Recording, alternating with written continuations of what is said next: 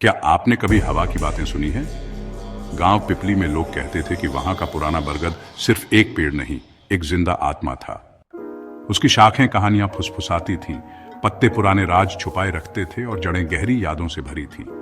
मगर इन कहानियों को सुनने वाला कोई नहीं था सिवाय एक लड़के के जो हवा की फुसफुसाहट समझ सकता था।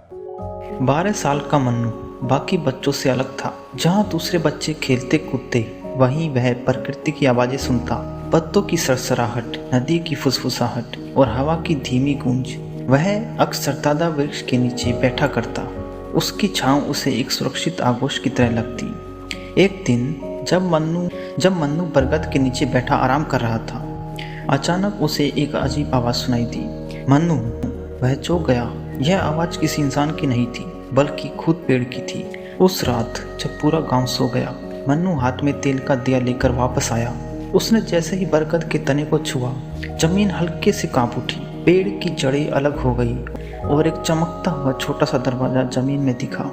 मन्नू ने हिम्मत करके अंदर कदम रखा। उसने खुद को एक रहस्यमय दुनिया में पाया, जहाँ जुगनू सितारों की तरह चमक रही थी, कमल के फूल रोशनी बिखेर रही थी और हवा में अदृश्य जीव तैर रही थी। वहाँ बीच में एक विशाल सुनहरी आंखों वाला उल्लू बैठा था। तुम भूलों की दुनिया में आ गए हो, उल्लू ने कहा। जो सुनना जानते हैं वही यहाँ आ सकते हैं। उल्लू ने मन्नू को बरगद की शाखा से बनी एक पुरानी बांसुरी दी। इसे बजाओ और जो खो गया है वह लौट आएगा। मन्नू ने बांसुरी बजाई। हवा में हलचल हुई। गांव में भूली बिसरी कहानियां लौट आई। बुजुर्गों को अपने बचपन के गीत याद आने लगे।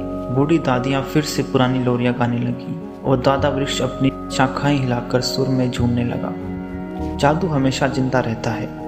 उस दिन के बाद मन्नू गांव का कहानीकार बन गया। वह दादा वृक्ष के नीचे बैठकर अपनी बांसुरी से कहानियों को जिंदा रखता। अब वह समझ चुका था, गांव का जादू कभी खोता नहीं, बस वह किसी के सुनने का इंतजार करता है। और अगर आप कभी पिपली गांव जाए तो ध्यान से सुनिए। हो सकता है कि दादा वृक्ष की धीमी फुसफुसाहट आज भी किसी को अपनी कहानियां सुना रही हो।